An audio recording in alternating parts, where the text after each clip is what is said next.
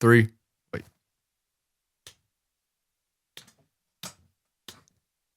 Three, 2, 1. Nice. Cool. I say that every time we clap, and I'm like, nice.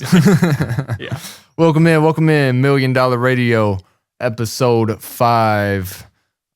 Jacob, we're gonna need more digits. Bring in an extra hand next time. I'll bring it. Okay, how you doing? I'm doing good. We have started this for the second time now. But we didn't do a full episode, like episode We only 2, got, I think. yeah, or 3. yeah. We only got 2 minutes in, Yes. 3 minutes in, something like that. Tried out a new autofocus feature on the cameras, and apparently it was an auto unfocus. It's the Yeah. best way to describe that We good now though. so far. We're missing Griffin, and Yeah, no Griff. I think it's R.I.P. because rip his emotional well-being Yeah. because the Bengals are 0-3. Bengals are 0-3. They lost to the Commanders last night. I have to double check every time I'm about to say their name to make sure I don't say the old name because I'm so used People to are wanting the Redskins to come back. it. I know. That's what I've seen. Yeah, I mean, no. But we'll keep that conversation for another day. If it's the But Commander's name, I'll say the Commanders. But if it changes back, then I'll say that. It doesn't yeah, matter. true. Jaden Daniels. Jaden Daniels looked like a stud last night. He did. had more touchdowns than he had incompletions, Yeah. He looked really good. or as many, maybe. Yeah. I don't know. Didn't you say the Bengals start out slow? Yeah. Yeah. I mean, hey, it is what it is. You did say that Shannon Sharp was talking some smack on. Yeah, on First First Take this morning, Shannon Sharp was saying something like the Bengals do so much talking for a team that hasn't ever won anything. Kind of like the Grizzlies, right? Yeah. Do you remember that? Yeah, the Grizzlies were menaces. When they had like Dylan Brooks and all that stuff. Yeah. Even though I kind of like Dylan Brooks. Even before then, when they had Tony Allen and Zach Randolph. Oh, but they were awesome then. They were really good. That wasn't the grit and grind, was it? Because Yeah. Was it? Yeah, it was. That's when they were making playoff pushes, and My God, they'd have teams scoring 80 points a game. That's Yeah. it. You know, I think Kobe Bryant said the hardest defender he ever played against was Tony Allen. Yeah, Tony Allen was a dog, dude. He's a menace. Yeah, great respect for him and that Grizzlies team. I don't know, they beat the Thunder, I think, one year. I think they also beat the Clippers. They had a back and forth. Didn't they make it to the conference finals Yeah, one year? I I believe think that's so. when they lost to the Spurs. Yeah, maybe? yeah. Yeah. It was a good time. Definitely been some rebuilding since then, but Yeah. that was a good era. Jaws got all the talent. Like to see him play a whole season regarding injuries or suspensions. Yeah. Or disregarding those, I should say, I guess. But yeah, man, great weekend of football, college, NFL. Both my teams won. I got to go to Nashville to see the Packers play for the first time since I was 10 years old. How was that? It was great. It was hot as hell. I got really sunburned. Looking good now. It went away, but my face was absolutely toasted by the time I left there. It was 92 degrees, probably more with the heat index. Looked like you were in a section full of Packers fans. Yeah, well, I was in a stadium full of Packers fans, if you want to be honest. Well, I don't think anyone's really a diehard Tennessee Titans fan this year, right? Well, I mean, as I've said before, Tennessee sports fans are generally pretty loyal. Some of the most loyal sports fans. But when you have a team that, the state of Tennessee did not have a professional football team until 1999, the year 2000, the something Oilers. like that. Yeah, when they moved up from Houston. So up until then, everybody kind of had their own teams. Mm-hmm. Packers fans, Cowboys fans, Steelers, St. Louis Rams, Atlanta. before they moved, Atlanta. Yeah. So I'm sure a lot of East Tennessee people like the Carolina Panthers. Yeah. But so you got those generational fans. And so anytime a team like Dallas or Green Bay comes into town in Nashville, it's basically a home game. That's what it felt like. Maybe not so much a home game like you're at Lambeau, but maybe a neutral site game. Mm-hmm. It didn't feel like a home game for the Titans. There were so many go Pack, go chants, and it was a little bittersweet as a Tennessee fan myself because I loved being there. I loved seeing all the Packers fans, but at the same time, I was like, man, Titans fans. Titans used to be good in like the like 20 was it like the late 2010s almost where they had Through the early Tannehill. 2000s when they had McNair and Oh, Eddie yeah. George, they were really good. Super Bowl. I Um, mean, they went. Yeah, they went to the Super Bowl. 1 Was yard a short. yard short of winning the whole thing. That hurts. But I wasn't even alive then, and that pains me. Yeah. If you're the receiver or the whoever caught was the it ball, Dyson? I think it was Yeah, Kevin Dyson. yeah, and you feel like you maybe could have done And something. it looked like he could lunge out and get it, and it was just such a good tackle there, man. Yeah, it was. I mean, it was. But yeah, and then they were good with Tannehill and Derrick Henry there for a few years, and I remember rebuilding. Chris Johnson. I remember. Yeah. Do you remember CJ2K? Yeah, he had the Twitch too. I went and saw him live when I was a little kid, and man, that dude. I remember him being really good. Was he as good as I remember as a kid? Do you know, or was that one of those like nostalgia top pulls where it's like you don't remember as well? Like, was he like? I remember. No, him he being was awesome. good. Like they called him CJ2K because he'd get almost, I don't know like how many years he did it, but there were multiple years he ran for 2,000 yards. Didn't he have the which is- Twitch too? Yeah, dude. He Yeah, had that's sick. that. He had that. You can call it fast twitch, whatever you want, but it was like a habit he Yeah. had where he just, do that. Yeah, but I that's- mean, I guess it helped him on the field. I don't know. That's dope. That's so dope. They had him and who was the other running back? They called him Thunder and Lightning. I want to don't say know. like Deuce McAllister, maybe. I'm maybe no that's help. not the right name. I cannot remember. Sorry, Titans fans. Cannot remember. So Anyways. so when the Packers played, Jordan Love's still out, right? He was for this game. Was your shining prince still injured? I think he's good to go, but it was one of those games where like we could have won without him. Yeah. So like, why Why? would you put him out there? Turf field, all that. Give so. him more time to rest. But Malik Willis, man, It's he good to showed- get him some reps. You in. want to? Oh yeah, for sure. And do you know the worst thing about that game? Before the game, I had a Malik Willis parlay. Anytime touchdown, rushing yards over, which was set at like 20 something yards. He ended up with 70, and I was gonna throw in like 150 passing yards. I think it was like a almost plus 1,000 parlay.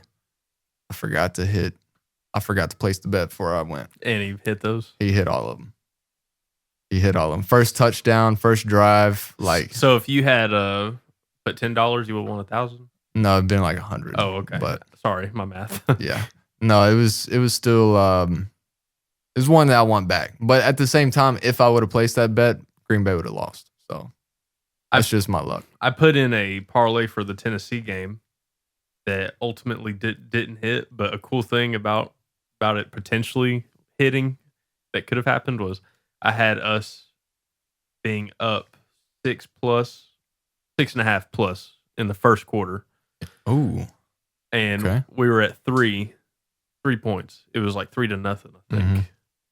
and or maybe 3-3, I think. And we had that last second touchdown. yeah, the right first- before the end of the quarter. But my dumbass, Dante Thornton yeah. So I hit that we would score plus, we would Yeah. score, beat plus- up by a touchdown. or it was that we would score at least 6.5 points. Oh, okay, got you. So we were only at 3 points and he scored a touchdown. Yeah. But I put that we would win between 1 and 6. We would win that quarter by 1 to 6 points, and we won by like 7.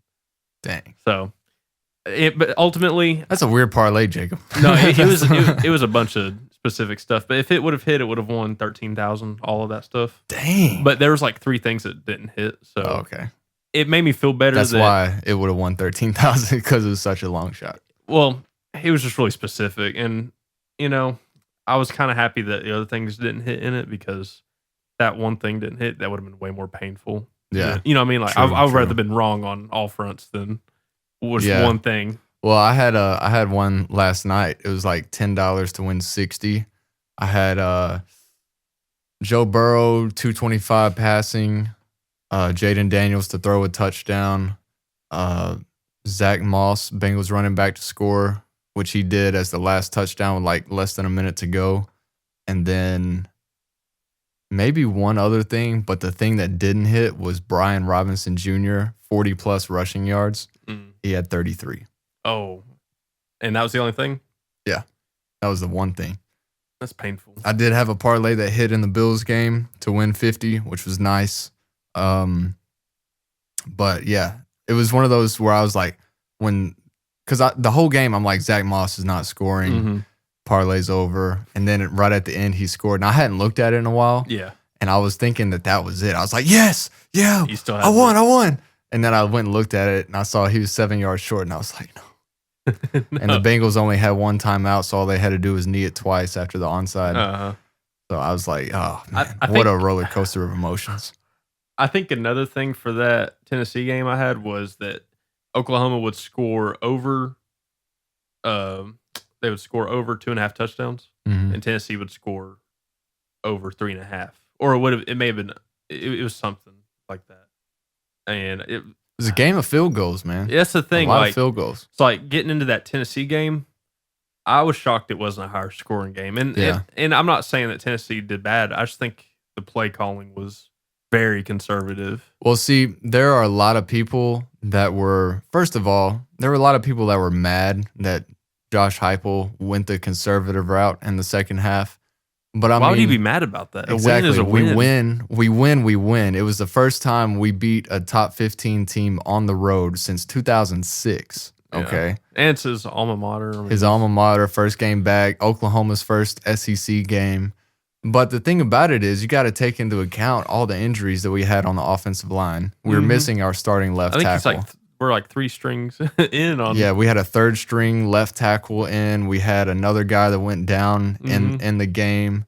And whenever all that happened and our defense is playing so well, we were already up 20-3 Mm-hmm. at, I don't know if that was at I think half. it's at halftime. Yeah. And I think it was the same score going into the fourth quarter.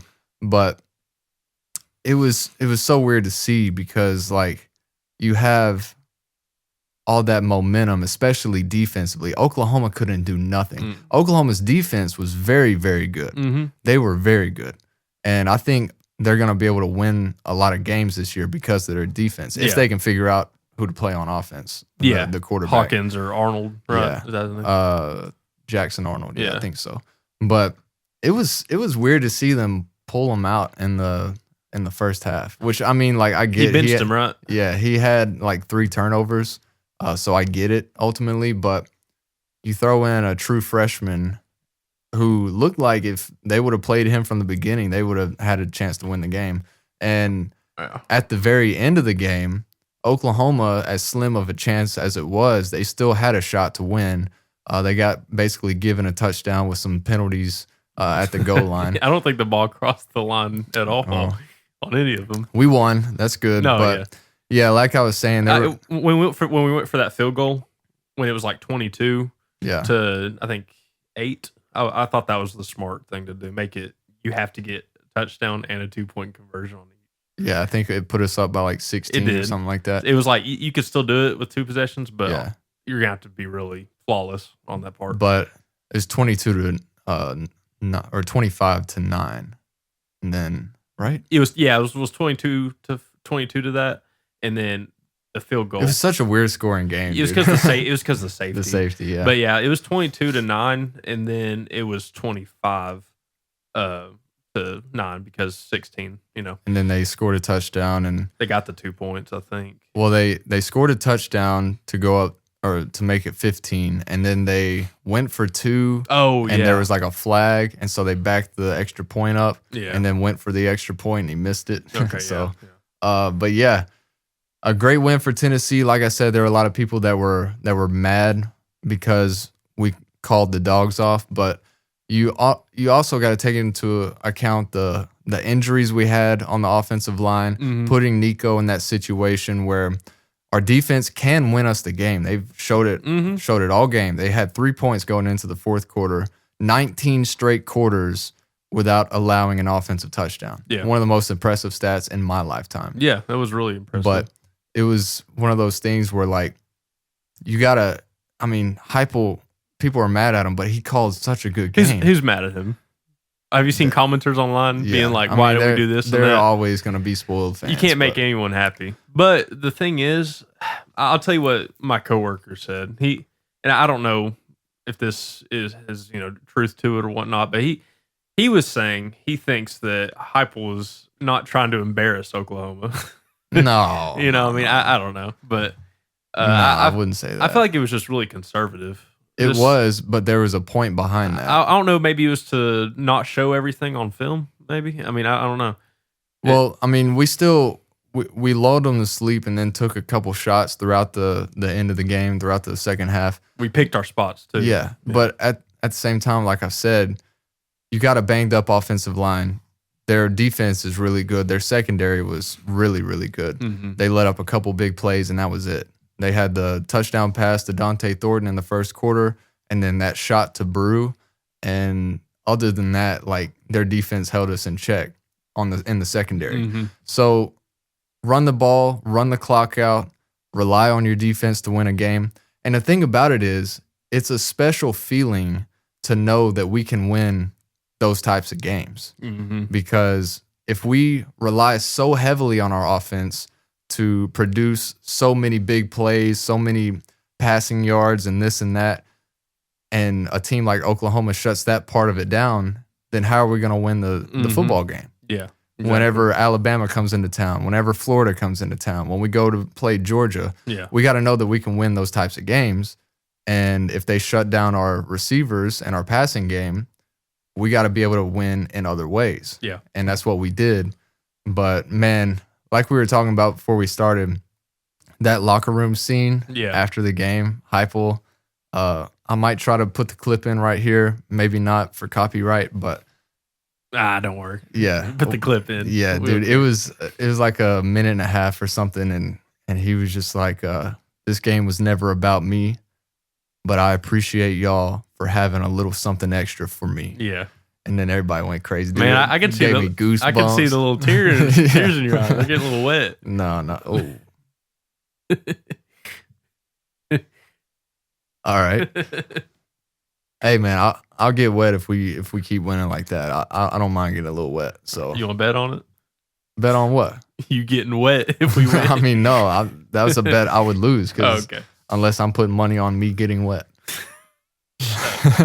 Nah, dude. That was a great win. Anyone who's complaining, they don't matter, man. We got the win. We're undefeated. It was convincing too. It wasn't like it was still a 10-point win. Yeah, but the score of it was definitely a little misleading. You know, it was not a 10-point game the whole time. No, it was a 3-possession game for much of the game. And I think if that Hawkins quarterback was in for the start of the game, we still would have won. Yeah. I think we would. One thing about it, though, too, is that even early on in the game, when Oklahoma was moving the ball, we were taking it to them. We were hurting them. Yeah. Not in a sense where I want to see people get hurt. Yeah. And there weren't any. There was one. See that hit? There was one major injury that happened throughout the game, but other than that, it was a lot of like hitting people, knocking them 5 yards out of bounds. What happened to that dude? Did he break his leg or something? I think it was his ankle. Yeah. I mean, they showed the replay one time, and his ankle was like sideways, like his foot was hanging. No, sideways. we don't. I mean, that's awful. But I mean, that's not really Tennessee. I mean, I mean, that's football. Yeah, I mean, shit like that happens. But that one dude got knocked the hell out 5 yards out, and like I saw the caption, it was like "Welcome to the SEC." You know? Yeah. And there were a lot of like non-fans from both sides being like, "Damn, Tennessee really welcomed them to the SEC that game." And it wasn't even just that play. We were hitting them. We were hitting them hard. We were gang tackling. It was swarming to the ball. It was awesome to see. And like Oklahoma, the offense looked like they couldn't take it. They had so many guys that would get hit and then be like, "Oh man, like coach, I need to come out the game for a minute. Like sub me out." And seeing that they're working the ball down the field, but seeing all those times where that happened throughout that beginning of the game, I was never worried that maybe we let up a touchdown or something, but I was never worried that Oklahoma was gonna ever overpower us. Yeah. Offensively. No, that's just not an option. And honestly, I think what was that? I lost my train of thought. if I'm being honest, it happens. Yeah. But I mean, great win from Tennessee. 4-0 going into the bye week. We had a couple guys go down, a couple guys that didn't play. Sorry, I remembered it. I've never seen where we've fumbled or turned it over, and then immediately next we get the ball right back because the other team right at the fumbled. goal line. Well, that happened twice too. Yeah, I didn't even realize we had.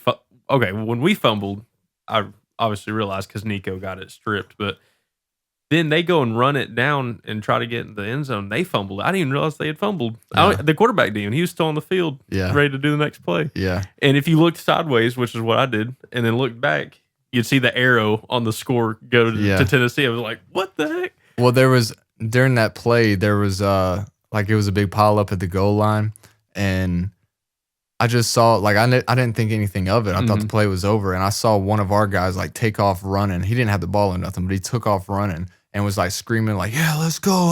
Yeah. And I was like, "All right, buddy, calm down." As you made the tackle, and I didn't even realize that the ball was out, and we got the ball on the goal line.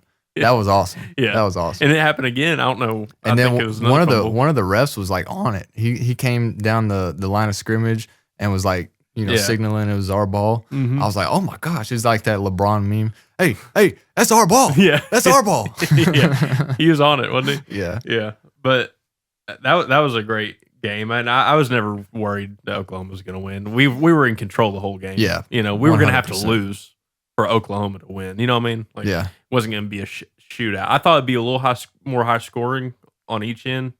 I didn't know it was going to be such a slower paced game that I'm used to seeing, but I'm not like unhappy about it. I'm glad that we were able to get out there mostly unscathed. I know we had a few injuries, but nothing major. Yeah.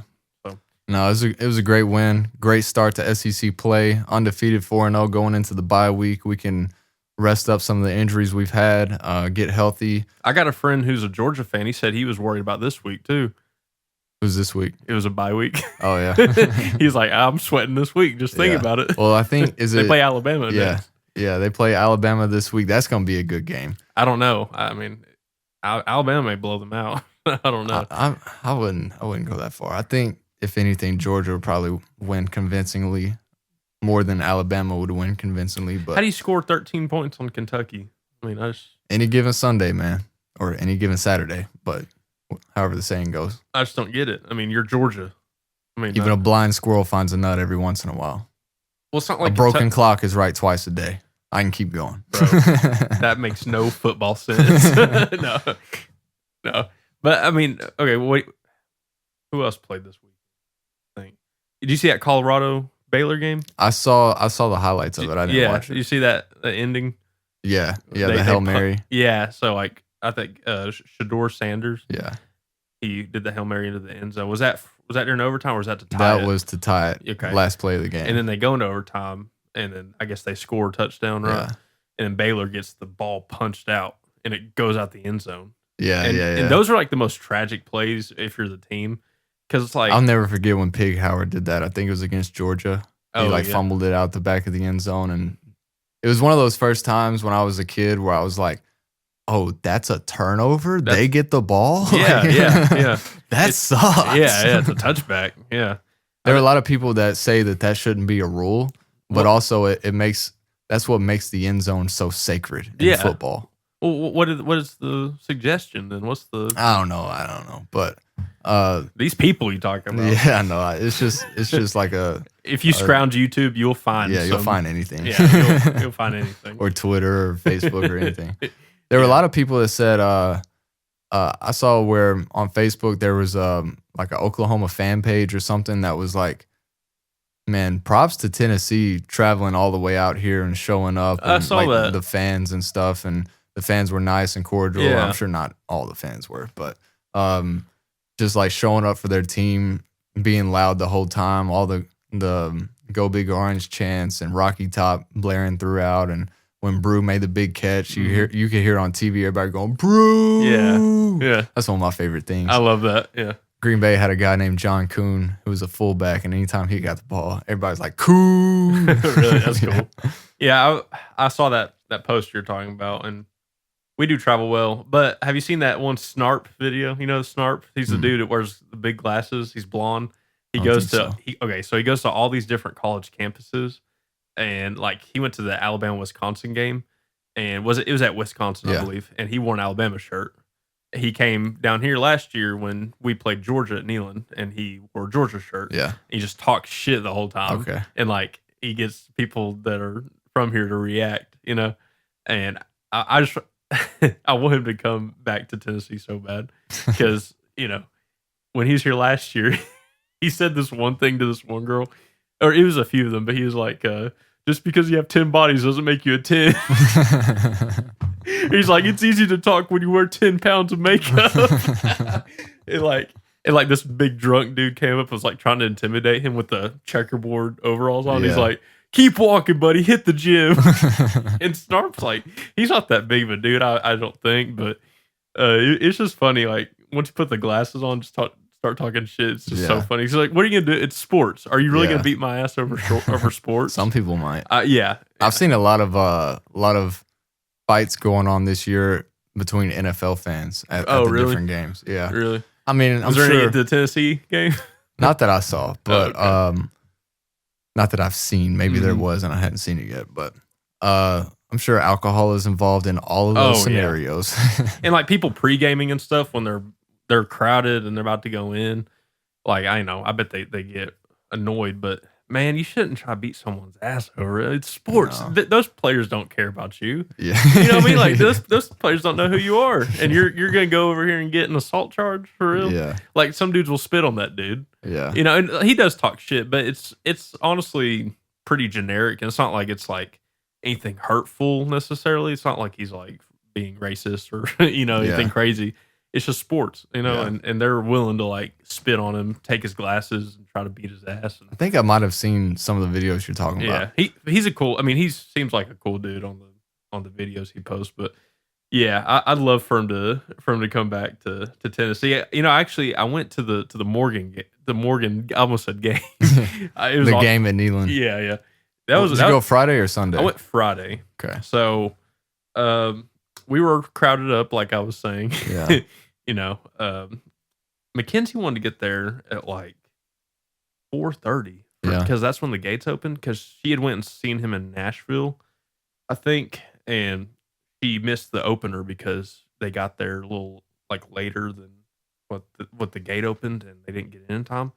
But I was like, Mackenzie, I mean, it's Neyland Stadium. There's gonna be a lot more room for people to all get in, and show starts at 6:30. Like.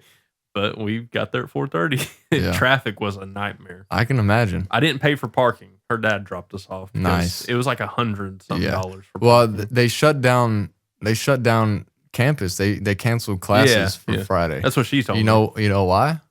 So they could have more parking spots to charge people to park and make money. Dude, that parking situation for the University of Tennessee students, y'all are living a nightmare. I'm sorry. I think they oversell the passes. So like there's more passes they sell than there are spots. Oh yeah. How's that fair? I mean, how's that even make sense? I don't know. It's like that every game day. I'll go park at like State Street and then walk all the way to Neyland. Well, which is like a 30-minute walk. Dude, we walked 40 minutes after. Yeah. We walked from Neyland. We walked all the way up to Gay Street Bridge, or Henley Street. I'm sorry, Gay Street's closed. Henley Street. Walked across Henley Street, right where Rush's Music is. Yeah, and there's that sketchy gas station right there. Shout out sketchy gas station. And her dad picked us up, but that was like a 40-minute walk, and I had to wear my boots because she was like, "You can't wear your chacos and shorts here, Jacob." And I was like, "Look, there's some people wearing them." And she's like, "Yeah, but you would look ridiculous." And I'm like, "I get it, but I'll never forgive you." I did see you wearing the boots in a picture. I was like, "Oh man, he brought out shit kickers, man." Yeah. I like those boots, but walking 40 minutes afterwards, man, that was it was fun with her. She's fun, but Morgan was great. He came on at like 9:30, and show started at 6:30. So Ernest played for like 35-40 minutes. Then Hardy came out. Yeah, and Hardy actually, Hardy. Yeah. He does metal. Did you know that? Like a type of metal country cross? I guess, but it's live. Like, it's heavier than what I've played. And you've seen me play live, and I don't know if you'd consider what I've played heavy with like Truth. It can be. But like this is like intentional metal. So he'll come out. He'll have this dude. This dude's on the drums. His name's Harry Meary. I think that's how you pronounce it. I've watched him on YouTube for years. He's such a cool dude and such an awesome drummer. He drums open handed. Yeah.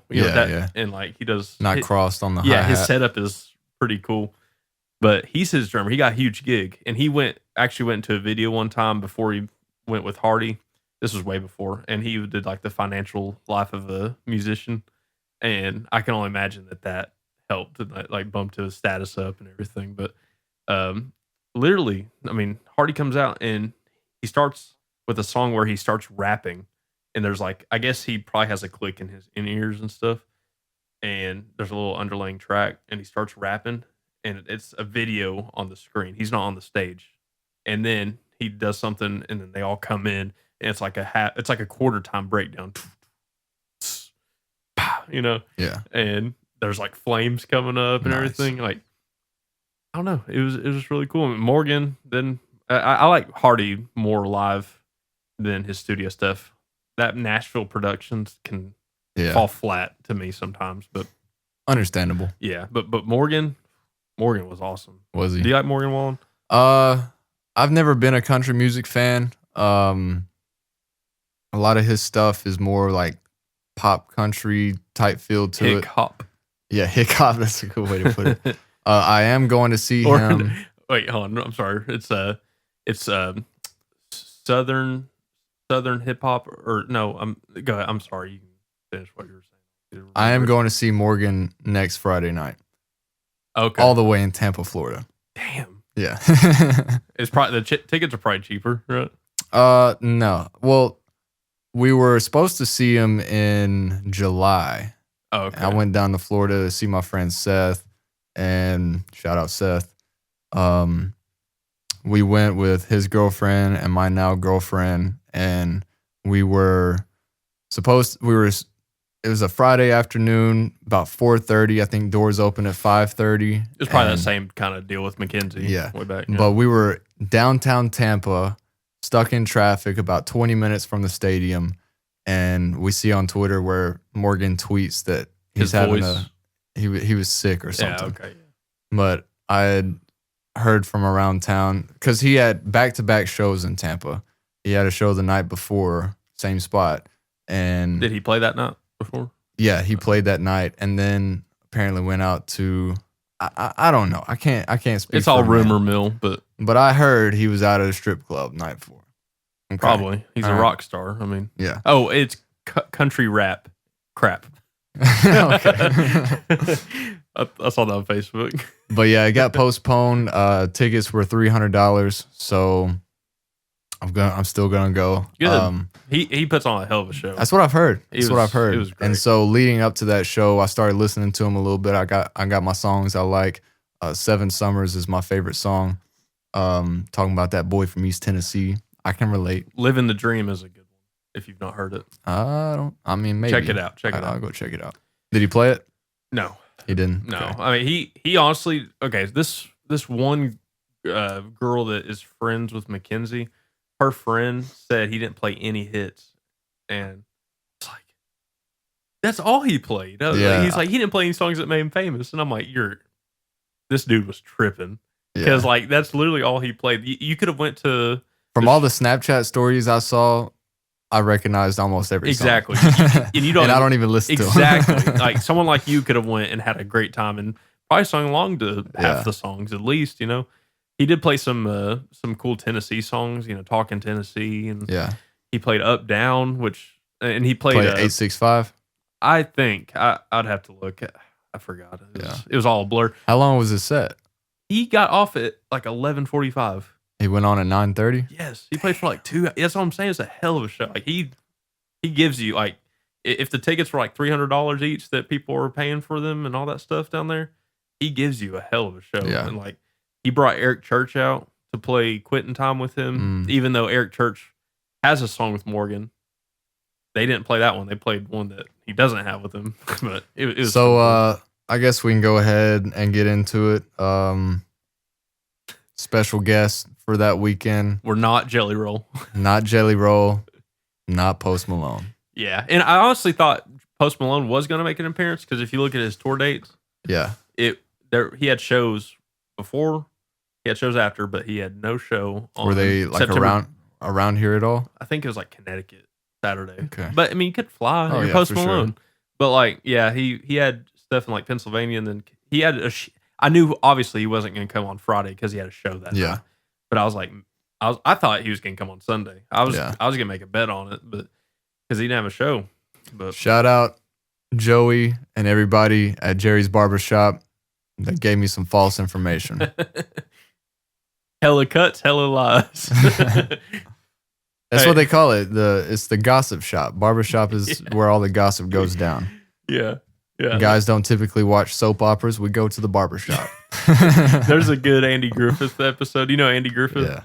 There's like those gossiping men. Yeah. And like this dude comes to town with like a briefcase, and they think he's one thing, like, and the girls tell the guys that he's another thing, and then they like make it a big ordeal, and like he's this a whole different thing by the time every guy's gotten into it. It's such a good. I did episode. see at the end of the Friday night show where he shouted out Josh Heupel on the football team, saying to go whoop go whoop Oklahoma's ass. Mm-hmm. And then on Sunday night, who was he walking out with? Josh. Not Heupel. only Josh Heupel and Nico and Brew, Peyton Manning came suited up, bro. Why? Like I don't know. Peyton's goofy for that. Peyton, I agree. But Peyton's gonna do whatever the hell he wants. That's what Yeah. he does. But it was Suited honestly, up, though. it was really cool. It was really cool to see him in Yeah. full uniform, and he put the helmet on and had his old face mask on it. Yeah, It's probably the helmet he used to wear. Yeah, he went to his closet, whipped that one out. Yeah, just brought it out the Like crib. a case for it. But, I mean, did you see the Friday night entrance? He walked out with the baseball team. Yeah, the baseball team. And Yeah. it was so cool. He walked out. They had the national championship trophy. He like held it up. Hunter Inslee. Yeah. Yeah, he held it up. Kirby Connell was there. Hunter Inslee's from Huntington, which is like 40 minutes or so from my hometown. Oh, that's close. And he was the quarterback at Huntington High School. And I actually got to, when I was still at radio calling football games, Westview and Huntington would play. They also played Lake County a couple times. Uh-huh. So I got to call a few of his games. Very which cool. pretty Was he good? Oh, yeah. I'd say, he's I a mean, stud. yeah. He's a stud. Yeah. I mean, I never watched him play baseball, but I can imagine he was a lot better at that than football, Yeah, too. yeah. But he's the one with the catch on the wall in the World Series. Not the World. I don't know if it was in the World Series or not, but in that tournament where he left the eye black on the wall. Yeah. But That's so yeah, cool. he's a stud. He did have the game-winning run against Texas A&M in that Mhm. third game where he like juked out the catcher and slid. He's cold, man. Yeah. Hunter Inslee's he's dope. But like when Morgan walked out, he gave everyone like a man hug, yeah, and he gave it to everyone. Then it panned over to him doing it to Dick Vitello or Tony Vitello. I'm Yeah. sorry, I don't know who this Dick Vitello is. I think that may be a He's old the- basketball coach, right? he's the announcer, Dick Vitale. It panned over. Thank you, Morgan. Yeah. yeah. No, it was a pan over to him. Tony Vitello and everyone in Neyland erupted. Yeah. It was awesome. Yeah, like yeah, we're yeah. showing love to the guy that helped bring us a championship, the coach. He'll be around for a long time. I Oh think. yeah, I I think hope so. I think it was the Chattanooga game where the Pride of the Southland at halftime was giving the baseball team shout outs. Mhm. I think they spelled out Tony V. I think they Dick V. yeah. Thank you. Yeah. Are you serious? Yeah, I can't stand his commentary. I'm sorry. Bro, I love Dick Vitale. I'm not gonna lie. It hurts me to hear it. Hey, shout out. Speaking of basketball, shout out the basketball team. They started today the pregame training practices and stuff. Preseason. Yeah, preseason. Oh, okay. That's pregame. But yeah, sa- preseason. same thing. It's before the games. Yeah, but true. We got a good roster coming up. Did you see the highlight of one of the new transfers just slamming on Yeah. somebody in practice? He got up. Yeah, he got Yeah. up. He got Yeah. up. We Roll got the clip. Yeah, like we got some good guys. Like there's that.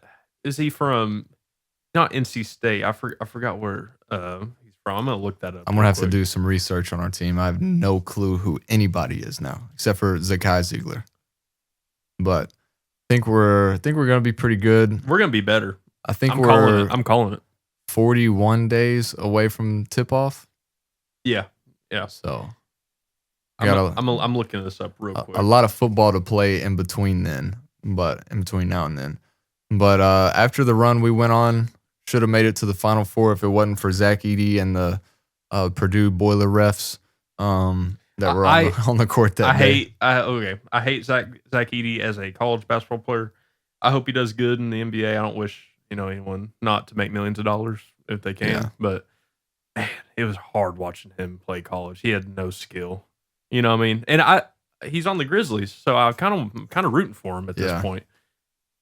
Man, I try to root for Will Levis too. Dalton Connect showed out in that game. Oh yeah, Purdue. Like he did all he could. It was his back was hurt from carrying. Yeah, I think he had shoulder surgery after that. No, I'm just playing.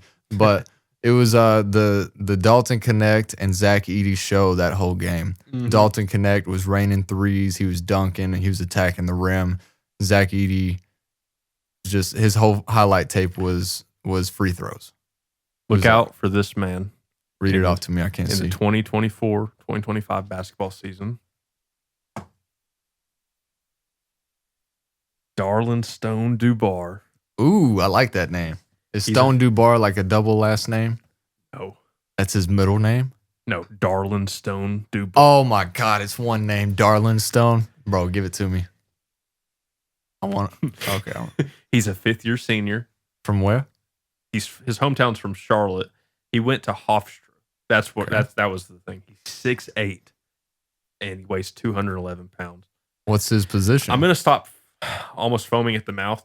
No, but dude, I think his 3-point percentage was better than Dalton. Really? If I'm not mistaken. Or we do have another shooter that was better. Like, we don't have a player, I don't think, unless this dude is more electric than Dalton. But our pickups from the transfer portal this year, with the hype that Dalton created going into the season, making it to the Elite Eight, almost making it to the Final Four, I think people are really getting pumped, and recruits are seeing that, and they're wanting to come in and be that first, be part of that first team that goes to the Final Four. Yeah.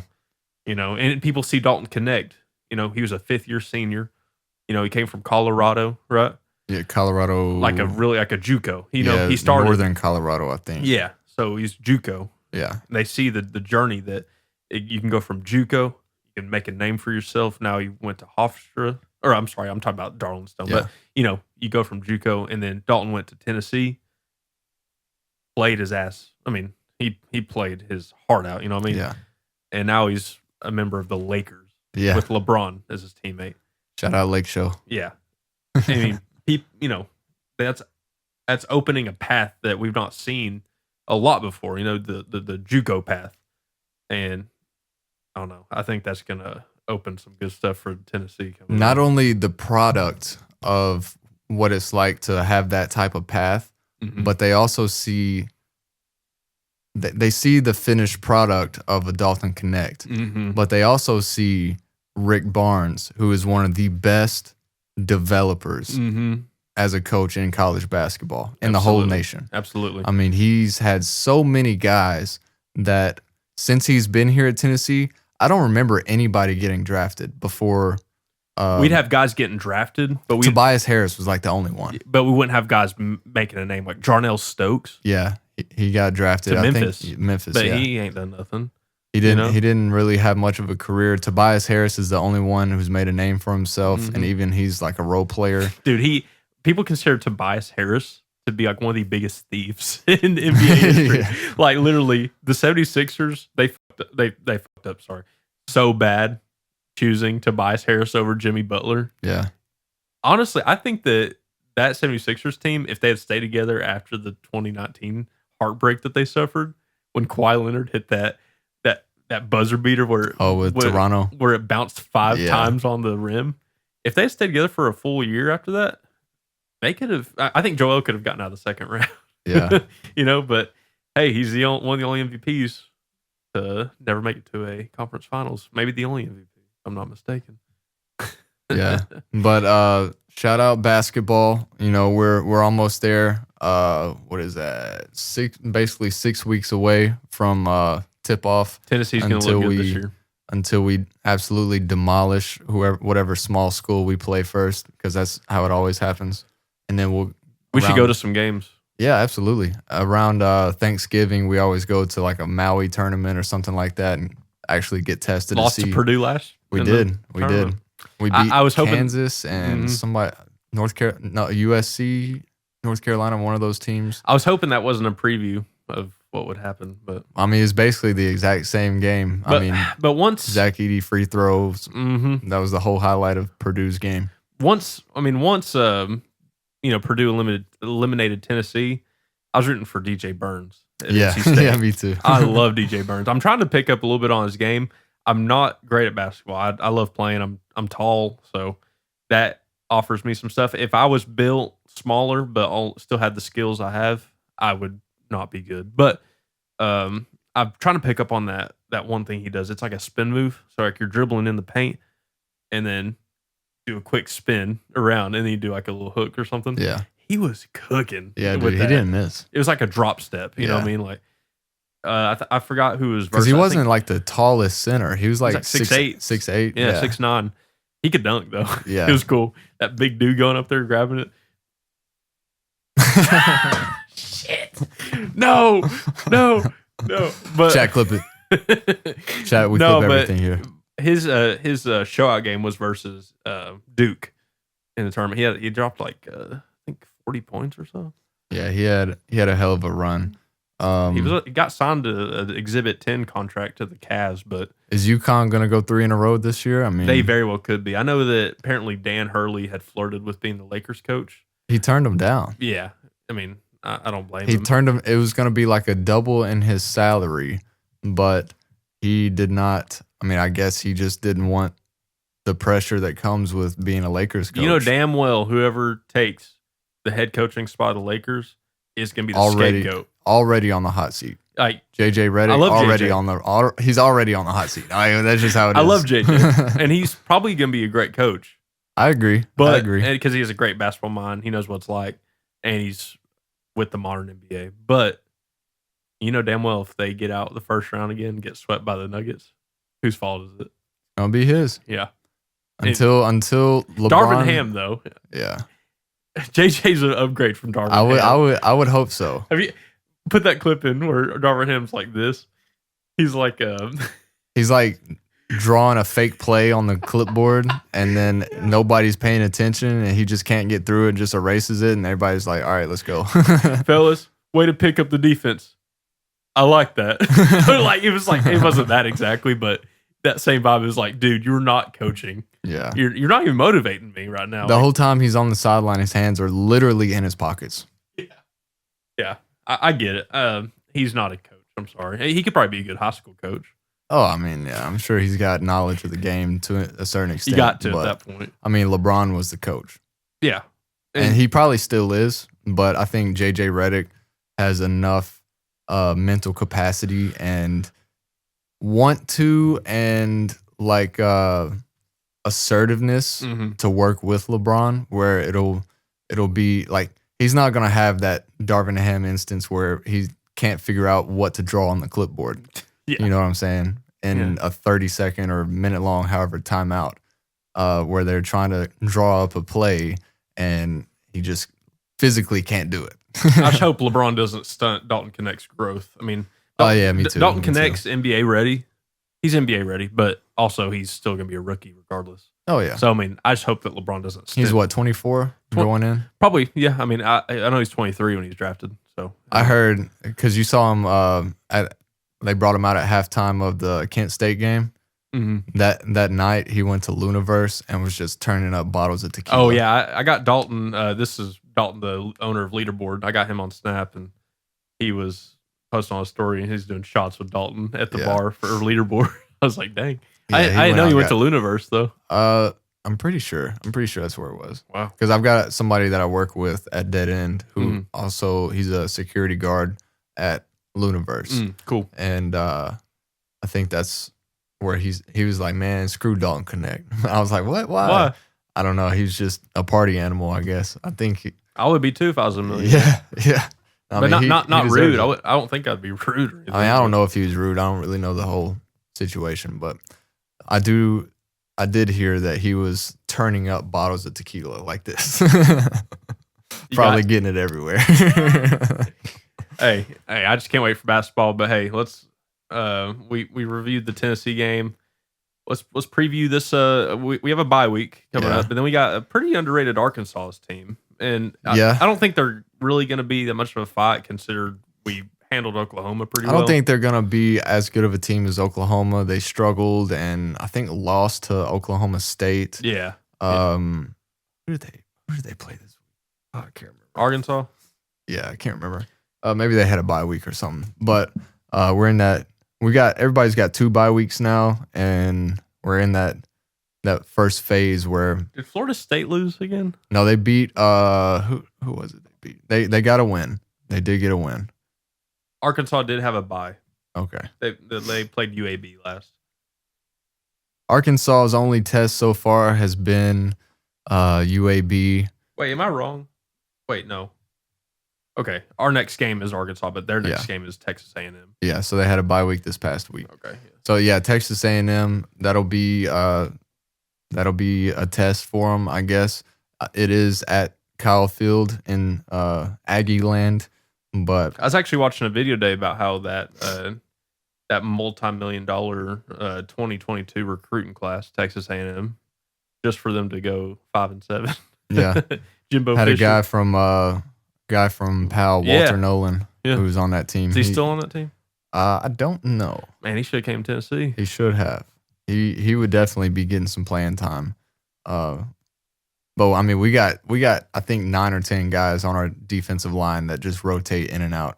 The guy, I can't remember his first name. Maybe it was like Jackson or something. But Moy, number 55, he was like all tatted up, Samoan guy. And he's like, dude, anytime he made a play, I was ready to freaking punch a wall, bro. He got me so hyped. It reminded me of Umaga. Yeah. You know what I'm talking about? Yeah. I wouldn't be surprised if the Gone Tennessee picked up one of the players like this. The throat spike. Yeah, that's crazy. Yeah, is he Samoan? He's got that Samoan energy. If he is, yeah, Moy. He's got those tribal. That's tats cool, and like stuff. like Roman Reigns and The Rock. And the Usos. Tua Tagovailoa. The Usos. Yeah, I think was it Jay Uso that just won the Intercontinental Championship? Oh yeah, I saw a thing that crowd was hyped, dude. I didn't watch it though. I didn't watch it either, but I just saw it on Twitter, or X. But yeah, the crowd was hyped. It's one of those WWE, man. I don't know anything about any of the wrestlers pretty much anymore, but when I see like highlights and stuff of it, where it's one of the most fan/crowd interactive types of sports entertainment that there is.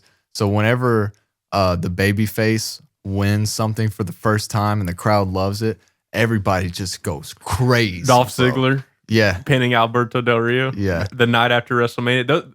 Those Raws, the night after Cody Rhodes winning over Roman Reigns, like it's just people go so crazy. Those Raws, the night after WrestleMania, go so hard. Yeah, like when Dolph Ziggler's music hit, when Alberto Del Rio's ankle was like, injured, he came out and man, that reaction was insane. And Alberto Del Rio, they thought maybe he was going to win it, but nah, Dolph had that little ankle twist, and then he hit him with I forgot the name of the move, but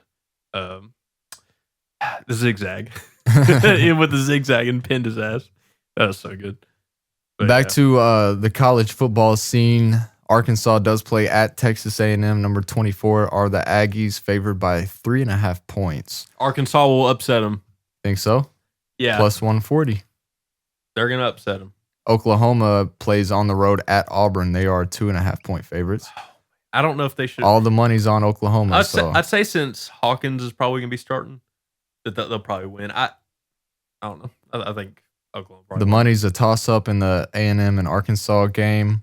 87% of the money, 92% of all bets are placed on Oklahoma to cover minus 2.5 at Auburn. Yeah, I wouldn't doubt it. I think Oklahoma wants that win. It's one of those where I'm going to be looking at Auburn in that game because of all that money. That's fair. I said that last week about Ohio State and Marshall. Ohio State was expected to win by 39 and a half, or 39 and a half, had to win by 40. They won by like 34. Mm. So many people lost money. Hmm. I think it was also the Michigan game. I don't know what the money spread was on that, the percentage, but Michigan. Was that the USC game? Yeah, That was such a good game. Yeah. Michigan came back and won it. Well, they were leading the whole game, and then UFC went up towards the end, and they had that last drive Michigan did to score. Did you see the play where I think USC fumbled it and the Michigan lineman got it and was running back, and then the USC guy caught up to him and stripped him of it? Oh, really? No, you I didn't see that. Put it in the clip like that. That shit. That was awesome. That was great. Yeah. Man, that was such a good play. Oh my goodness, that was what we just saw. You didn't even see it. No, it's gonna show. It's gonna show. Okay. I'm gonna put it in. Yeah, there. What else we got? Interesting game. Miami at home. They're number 7 now. 18.5-point favorite over Virginia Tech. A little ACC battle. That's a Friday night game. Miami seems a little overrated to me. Yeah, we'll see. I mean, they hadn't really been tested yet. They demolished Florida. We don't really know what Florida is yet. They looked okay against. They beat Mississippi State. Mississippi State seemingly is one of the worst teams in the SEC. Yeah. Worse than Vandy, worse than whoever else you want to put in there. Yeah. I don't know what happened to them. I guess they're just down. Didn't their coach die? They're down bad. A few years ago, didn't he die or something? Mike, I think you're talking about Mike Leach. Yeah. He did. I don't know if that has any effect on them this year, but That was what, one or 2 years ago? oh, okay. Was he coaching Mississippi State at that time? I thought so. I know he used to. He was with Texas Tech, and I guess maybe so. Maybe Can't not. remember. My football knowledge, I'm a casual, but Can't remember. You're probably right, though. I think you might be. yeah, I mean, I don't know. I feel like Miami's a little overrated. We'll have to see how they do against Virginia Tech. So let me ask you real quick: who's the best quarterback in the country? Are you going to say Nico? Because I think I want to say Nico. I wouldn't. I think I haven't seen enough from this guy, like personally. Mm-hmm. The guy with the best stats right now is Jackson Dart. And I was about to mention this game. He's the quarterback of Ole Miss. They're at home against Kentucky, favored by 17.5 points. Ole Miss is number 6. We jumped them in the poll. We're number 5 now, right? I think we're 5. I think we're 5 in the AP and number 6 in the coach. So Ole Miss, FanDuel's got them ranked at number 6. Favored by 17.5 points. They've been dogging everybody that they played. Have they played anyone? No. Okay. I mean, So but that's just their schedule. I mean, yeah. So this will be like, we don't know exactly what Kentucky is. They took it to Georgia, but they got demolished by South Carolina the week before that. Ole Miss at home against Kentucky, 17.5. Seems like a lot of points, but Ole Miss could definitely end up covering that in the first half. Lane Kiffin, he's built a good program. Their offense is comparable to the explosiveness of Tennessee. Mm-hmm. So we'll see if, obviously, Kentucky and Ole Miss don't play each other every year. Yeah. Kentucky plays Tennessee every year, so it's kind of, they should have a similar game plan. Yeah. But Kentucky's never been able to slow us down. They did a little bit last year, but last year everybody that was a transitionary period, kind of how you mentioned that. But I mean, we still beat them. So yeah, honestly, I know I'm a Tennessee fan. I'm a young guy though, so I don't remember much about the whole Lane Kiffin drama. But I don't really have any. I think Lane Kiffin's cool. I don't got any hate for him. It was very, very shitty in the moment. Yeah. Everybody's gonna. I don't ever blame anybody for doing what's best for them or their family. Lane Kiffin, I think, is from California. Yeah. So going to USC, that's like his dream, right? Is a dream job that he got. I think he, after that, ended up with the Raiders when they were still in Oakland. Both of those stints were like a year, maybe 2, and then he worked with Nick Saban, offensive coordinator for Alabama.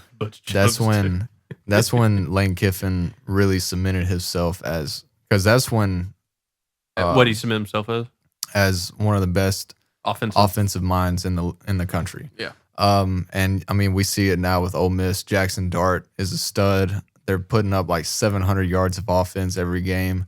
They're scoring 50 to 60 points every game.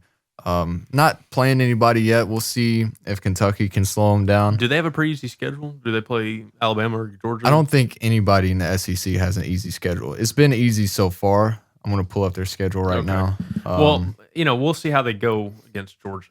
But I mean, or if they play Georgia, I mean, like a team like that. they've got Alabama. a couple games. I think they do play Georgia. Okay. So they got Kentucky at South Carolina next week. They have a bye week. They haven't had a bye week yet. When is their bye week?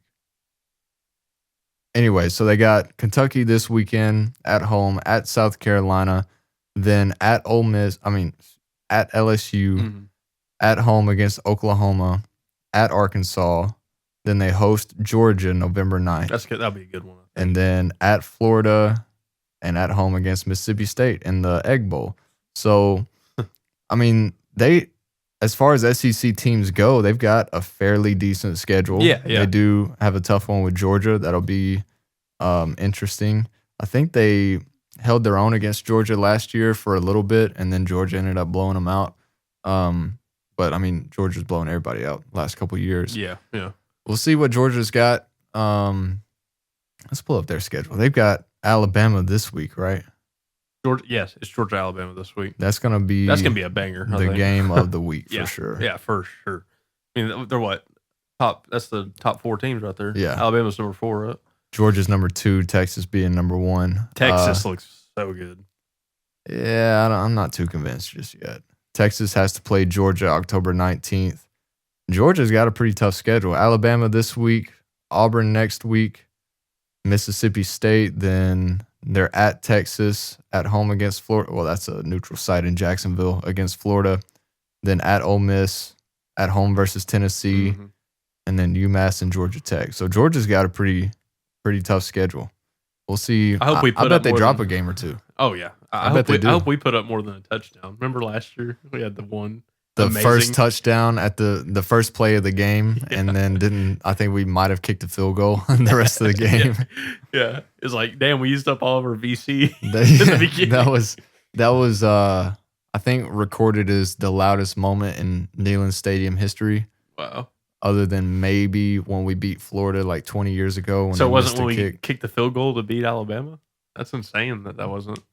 I don't know. I'd have to look it up. Yeah, I mean that's just crazy. But just the hype going into that game last year. I mean, we didn't have a whole lot of hype last year. I didn't understand it, honestly. What? Like if we had hype last year, like I'm sure there were some people that obviously had hype, but I wasn't feeling last year, and I'm obviously not the only one to think that. But no, I was too.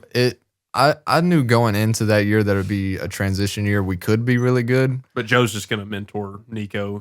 Yeah. Kind of what it's I think I was one of those guys that through the first couple games, like saw some things from Joe, saw some things that weren't so good. And then. And not only Joe, too. Just like, yeah. But I was the type of guy that was very supportive of Joe Milton. Yeah. And was really looking for that game that, put him over the top. Where like he just had a great game, showed everything that he could do, and there's always a butt to it. Yeah, we just never really saw that from him. There was never really a complete game against a quality opponent.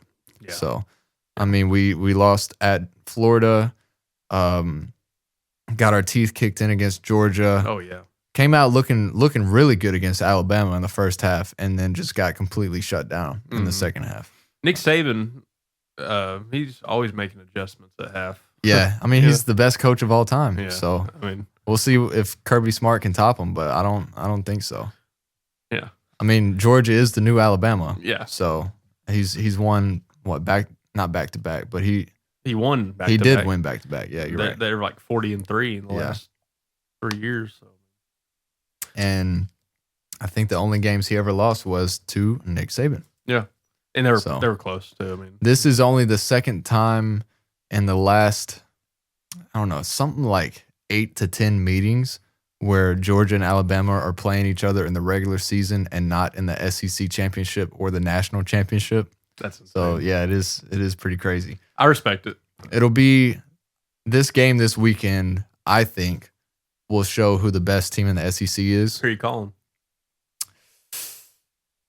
Give me Alabama by field goal. So you got Alabama. I think Georgia. Well, hold on. Let me see where it's at. Let me make sure before I say anything. It is Georgia at Alabama.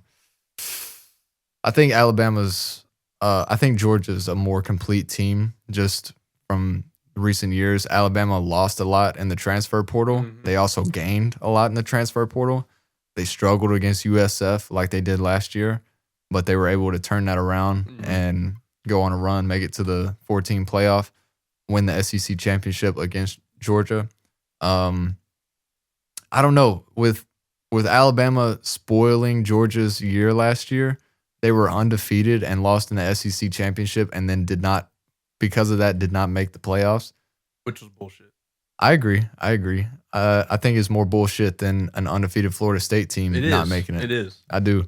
But I think with all that being said, I think Georgia's about to take it to Alabama. Okay. That's I got fair. Georgia winning. Okay. We'll see. What's the line in that? Hold on, let me go look. I bet it's super close. I bet it's 2 or 3 points. Yeah. I'm gonna say Alabama wins by field goal. That's just my prediction. Not really based on I don't know much of what I've seen from each team. More just like Georgia's story around favored 2.5 at Alabama. Over under 48 That's and a fair. half. Yeah, I mean you can't really go wrong either prediction. in my Alabama's plus 105 to win the game. opinion. You can't go wrong either way. Yeah. It's so close. Move on to NFL. We'll wrap this thing up. Great to see the Packers play. Mm-hmm. I would have loved to see Jordan Love play. Obviously, Your Jets are 2-1. my Jets. Yeah. Who'd they play? I They forgot. played the Patriots Thursday Night Football, Okay. and I think it was like 24-3. Is Aaron so- Rodgers looking good? I've I've not watched. So. He looked like Aaron Rodgers for the first time Cool. since he was in Green Bay. Cool. Like truly he was mobile. He was bouncing out the pocket. Really? He was putting some heat on that ball. He was. God, I love Aaron Rodgers. There was a highlight, put it in right here, where he rolled out the pocket to the right on the goal line. Garrett Wilson was running kind of like an out route type thing. Mm-hmm. And it was one of those throws where if any other quarterback would have made that throw, it would have been a pick six, 99 yards the other way. But Aaron Rodgers had just enough velocity on it, put it in just the right spot where the defender missed it. Garrett Wilson caught it, put the ball over the pylon. He's just that dude. He is. I remember watching live that Detroit Hail Mary. Yeah. That That was was- Thanksgiving Day. That was insane. Yeah. I was at my aunt and uncle's house watching that.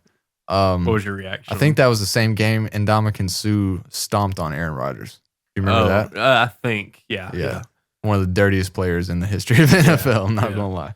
But Aaron Rodgers looked good. The Jets looked good. Their defense shut down the Patriots, which I don't think is saying much, but at the same time, everybody's a professional in the NFL. Yeah. I think the Patriots had a young or banged up O-line, Yeah. and that basically lost them the game. Let's do some quick predictions. Okay. So, Cowboys versus Giants. Thursday Night Football. Cowboys favored minus 5.5. Man, them Cowboys got smacked by the Ravens. The Ravens looked good. They came in that back game. and made it a game at the end, but yeah, throughout the whole game, they were looking bad. I didn't watch the end actually. I saw that it was like They were up really one sided. 28 to 6 or Yeah. something like that, and it ended up being a 28 to 25 win for the Ravens. Oh, okay. So Dallas made a push at the end. The thing about Dallas though is the last couple games that they've lost, everybody's running the ball all over them. Like they cannot stop the run. I saw a comment. It was like maybe if Dak had shaved off a few million of his salary, they could have gotten some help. Yeah. I mean, they're relying on Zeke, and they got rid of Tony P. I think Deuce Vaughn, who's like the shortest guy in the NFL, might be the backup. I could be wrong. I hadn't really watched him a whole lot. Cowboys will win that game though.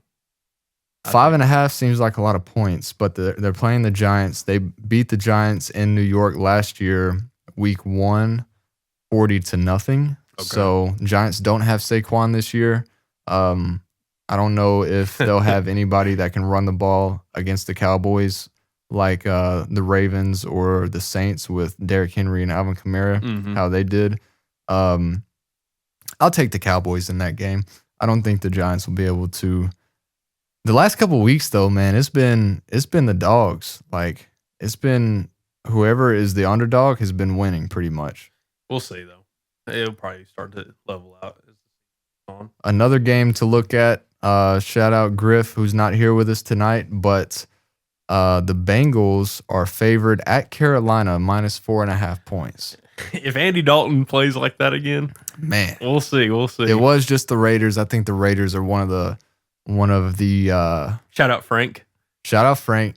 Sorry, Frank, for what I'm about to say, but the Raiders are like everybody's got their hair on fire. Not in a good way. Like you hear people like run around like they got their hair on fire, and making plays, just running ravid. But Yeah, but still, if we'll see, because Andy Dalton, he was making those plays regardless. yeah, But give me Bengals by a touchdown. Bengals by a touchdown. Okay, I think the Bengals win that game. Joe Burrow's gonna have a statement game. He needs to. He needs to. He needs to. One of the 3 0-3 teams, the Jags look like a dumpster fire. Which is Trevor crazy. Lawrence looks.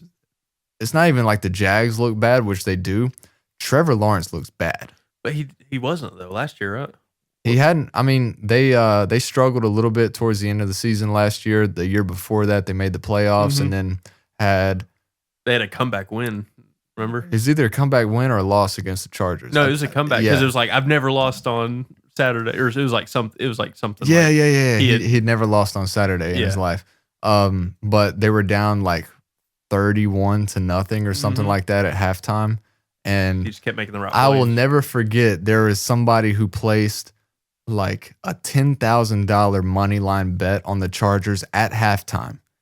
He would only win. He put all that money down to only win like $100 and lost $10,000. He shit himself. I bet he's never placed another bet. Gambling in his life. is like really bad. I did see like I gambled $10. Yeah, oh, yeah. at most. I do it for the love of the game, Yeah. just to say that I'm right. Maybe win, like a 4 for It's just 4 fun. meal. I mean, I I just have fun. a $10 parlay to win $50. Give it to me. Yeah, and I'll like throw away And like $10. I'll bet, and I'll just use the money I win to bet. Yeah, exactly. I'll just I'll keep it in there. I usually put in $15 when I do. I put in $15 at the beginning of the year, worked it all the way up to $114. Now I've got $2.50. Hey, It's bad. You're still playing with the money you won, though. Yeah, I hadn't. See, I saw on FanDuel, because I've used FanDuel since like 2020. yeah. And I'm down like $500 over 4 years or so. But I also use DraftKings every now and then. And lately, I'll make like a couple parlays on DraftKings and put in, because they have like different boosts. They have a lot of boosts. Yeah, Actually. I love DraftKings. DraftKings is awesome. I think I like it better than FanDuel. But I also win more on DraftKings because I looked at those stats and I had put in like $100 over the last couple of years on DraftKings, and I'm up like $50. Speaking of, I cannot win on FanDuel. Yeah, I can't either. I'm dude. down like 170 on FanDuel, and I'm not saying it's like bragging. I'm up like 1,400 on DraftKings. Really? Yeah, like last year was when I had just started betting. I did a 20-leg parlay, and it was like Kansas City to beat the Dolphins, Tennessee to win, the Pelicans to win over who they were playing. It was like it went from Thursday to Sunday. Yeah. And they just all miraculously hit. I think LSU may have been playing. LSU had like scraped by and won, and that was amazing. But the 20-leg hit, and there's another one that was like 15 legs or so that was for 400. That 20-leg one was for 800, and they won on the same day. Wow. So I bet you're feeling good. I was I was at the Tennessee game too, but we were playing like a nobody. I think we may have been playing. It wasn't. I think we were playing Vanderbilt maybe, but that's the reason I'm up so much, because I won those two big ones. Yeah. And I'll have fun with it. I'll just play every now and then. But I bet you withdrew that money, didn't you? I did. Yeah. FanDuel, No, I cannot it's fucking tough. win. I don't know It's tough. if the odds are different or what. But Uh, DraftKings is it. I agree. I think I'm on the DraftKings train now. I like the look of FanDuel. It's easy to see, like pull up the games and see. Look at that. I like looking at it a lot more than the aesthetic. DraftKings, but it's easier to get around and stuff. But next game on the slate, Jets at home against the Denver Broncos, who beat the Buccaneers. Yeah, they were like plus 200 underdogs and won very convincingly. Yeah. I still think Aaron Rodgers is going to do his thing. Jets favored by 7.5 points. I think this will be one of those games where the Jets over under 38.5, which means they're saying the Broncos probably not going to score much at all, which I would agree with how good the Jets defense is. Rookie quarterback and Bo Nix look pretty good against the Bucs, but I think the Jets should win that game. I would say. Yeah.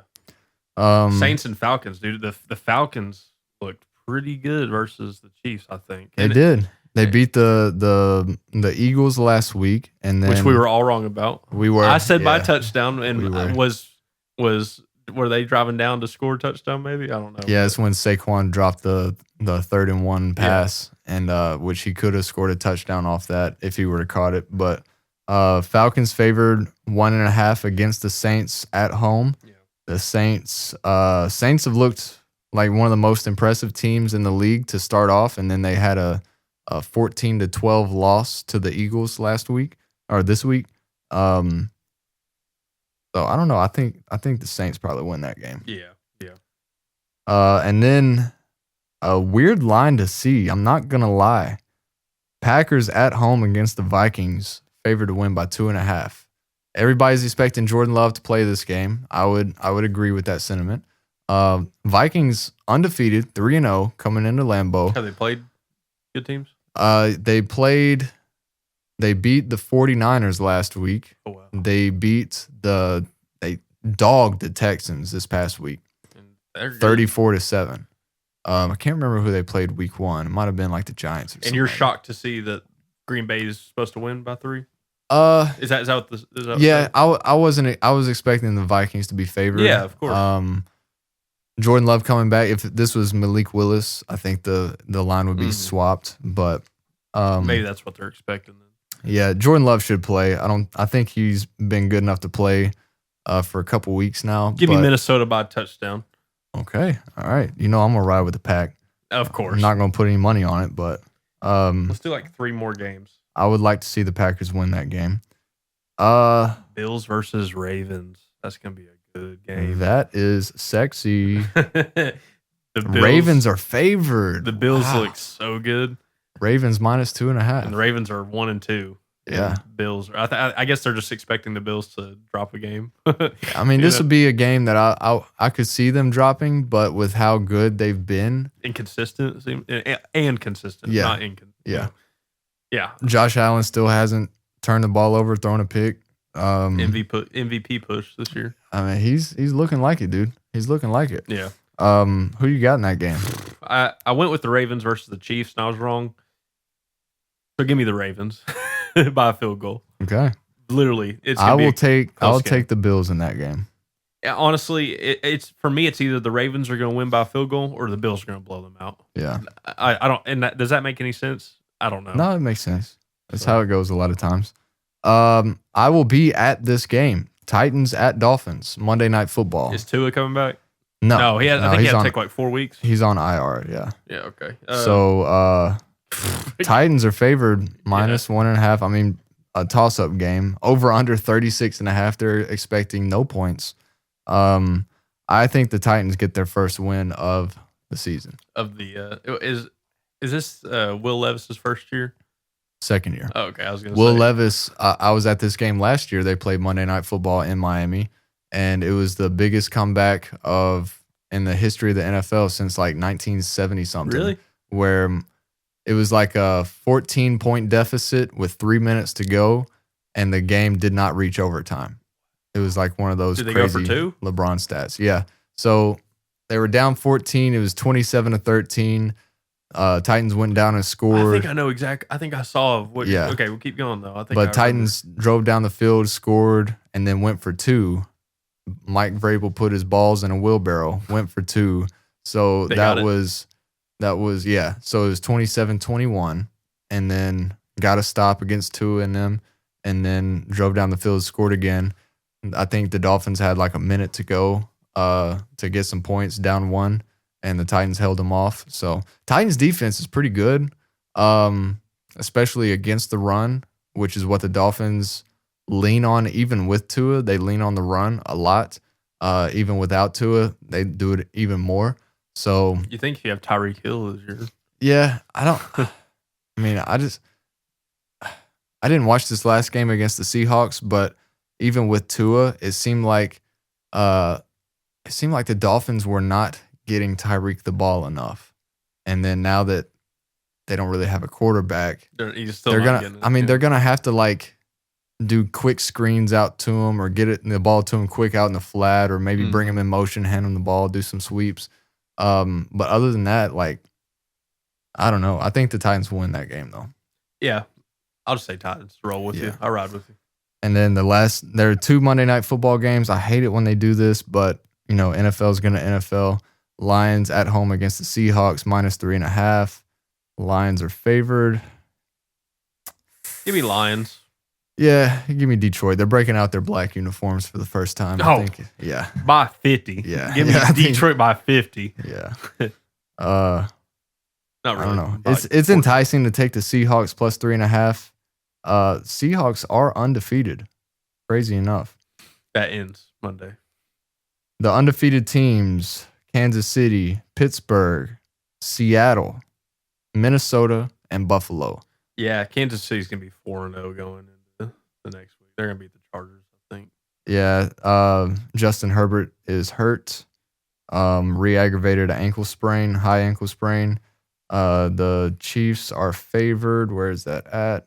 -8.5. That's a lot of Yeah. points. That's a lot of points. There was another game I saw. 49ers at home against the Patriots, -10.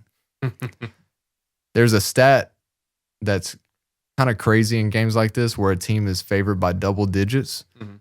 The other team almost always covers because it is the NFL, this and that. But a lot of low totals this week. Yeah. This one is Niners and Patriots, 39.5 point total. So let's do a little guessing game. So we got 1, 2, 3, 4. We got 5 teams that are 3-0 and 3 teams that are 0-3. Of the teams that are 3-0, I'm going to list them off, and you tell me if they're for real or if they're for fake. Okay. All I right. have this exact list, so I'm going to turn my phone off and put it All off right. to the side so I can't So see. 3-0 teams: Kansas City, That's real. real. You got the Buffalo Bills, Yeah. they're real. Then you get to teams like the Seattle Seahawks. You just said they were real, so I wouldn't have thought they were real if you'd not said that, though. I don't know.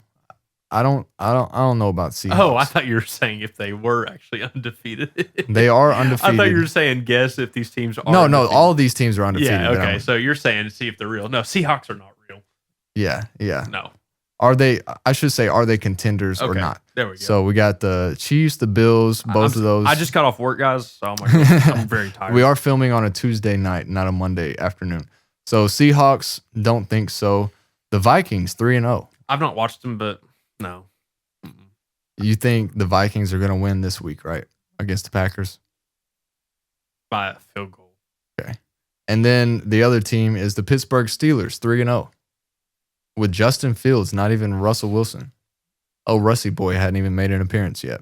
Is he on? Did they show him on the sideline? I think he's been on the sideline suited up as Russell Wilson would in a game that he's definitely not going to play in. Only Russell Wilson would do that. Steelers Nation. Was it Steelers Nation? Let's ride. Yeah. So I think the Steelers are for real in the sense that they're always going to have a good defense, and Mike Tomlin's one of the best coaches in the NFL. And they always have a quarterback. Yeah. If Justin Fields goes down, I mean, there are worse things to happen than Russell. I'm sorry, I almost said Westbrook. Yeah, I do than that a lot. Than Russell Wilson coming in, right? Yeah. So. And so now we're getting to the 0-3 teams. Are they bad?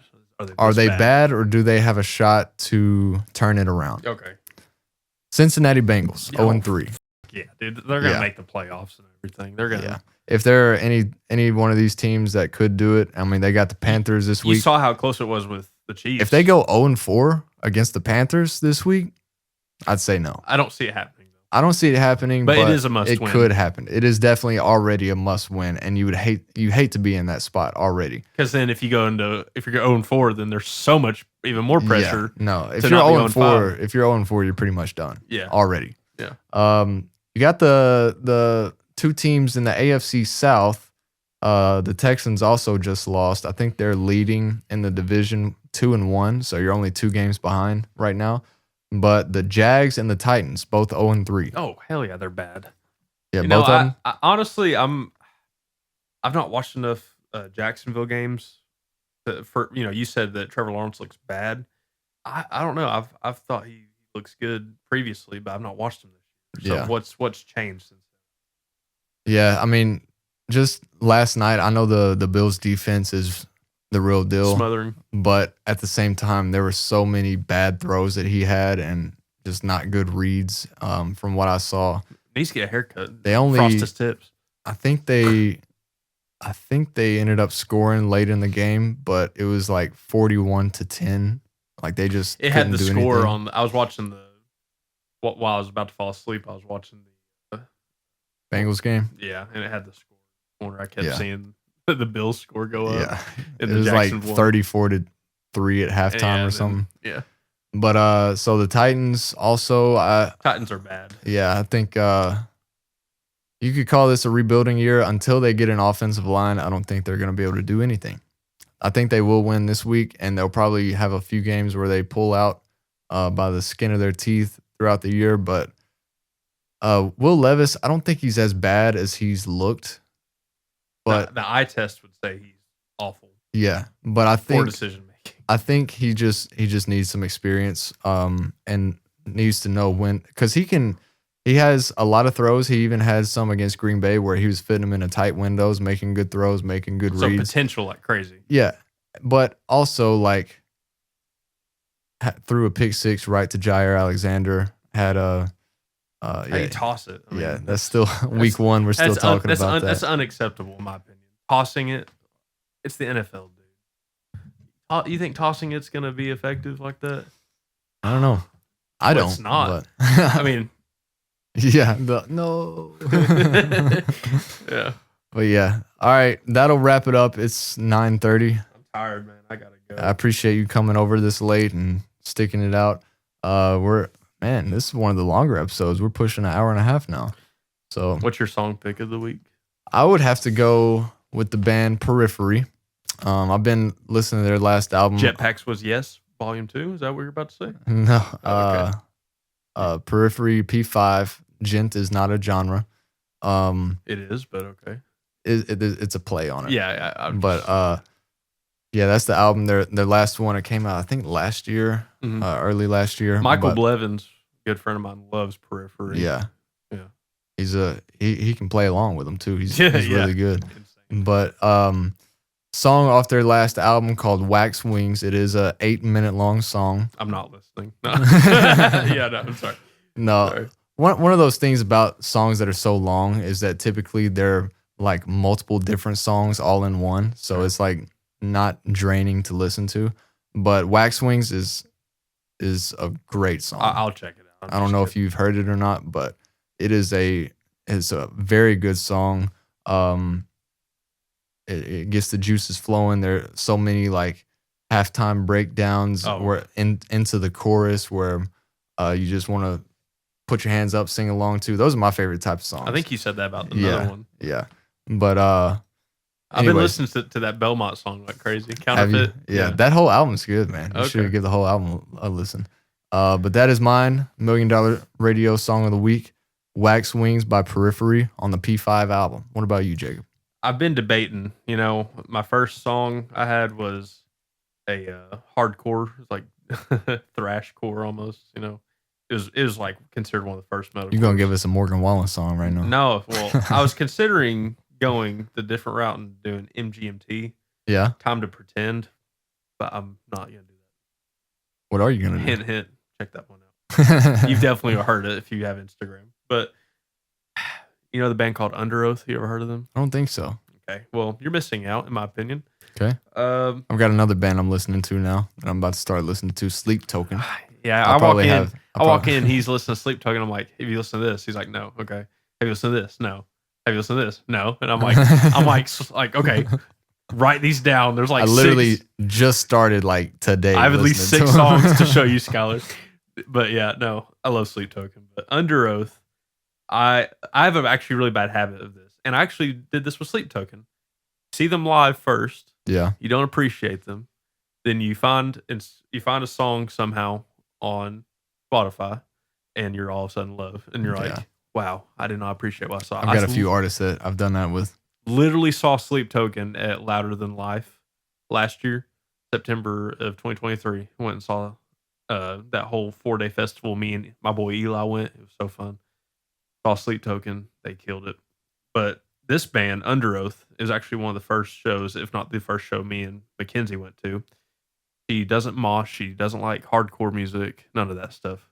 But when we first started dating, she went and she moshed with me. Nice. We went and saw this hardcore band. It was Falling in Reverse was the headliner. Love Falling in Reverse.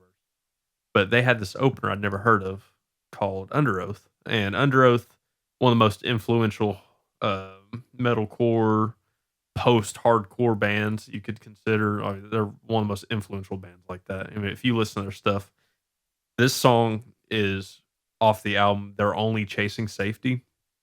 And it's called Down, Set, Go. Commas in Down, Set, Go.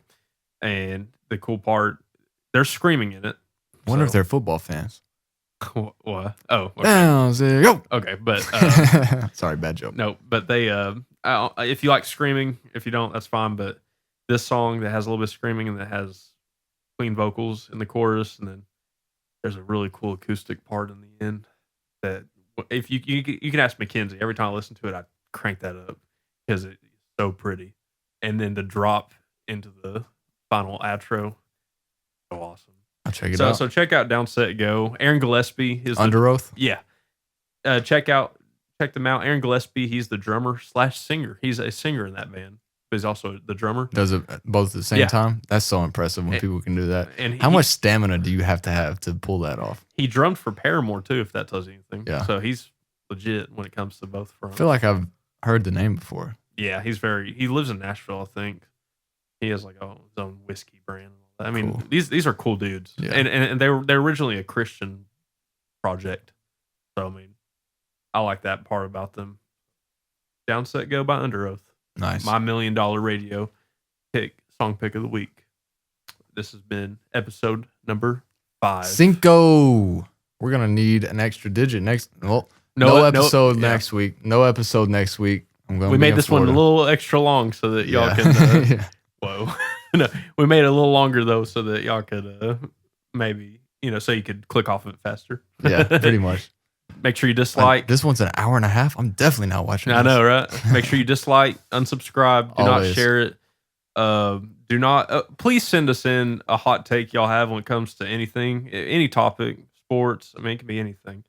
Send a video or an email, a message, a comment, something. Interact with the posts.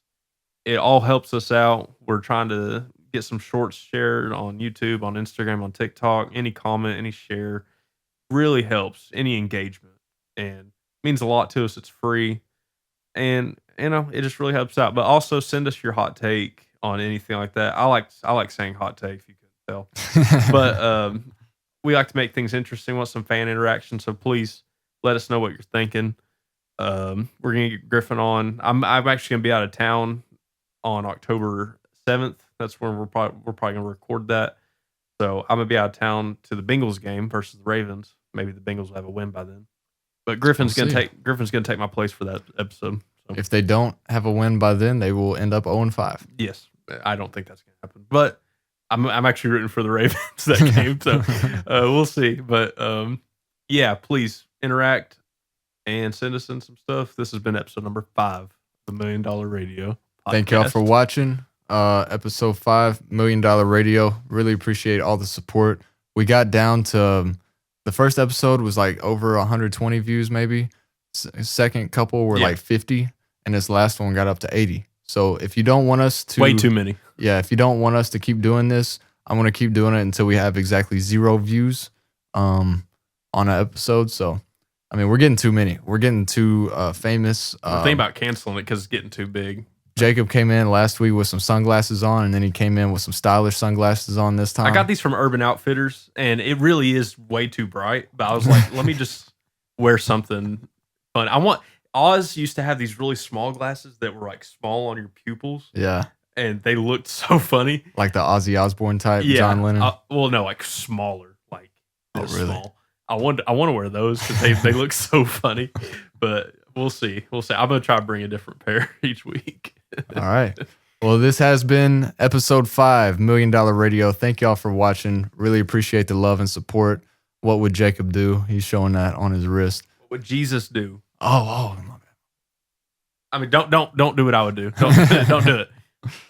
Thank y'all for watching. Again, this has been episode 5. Appreciate the love and support.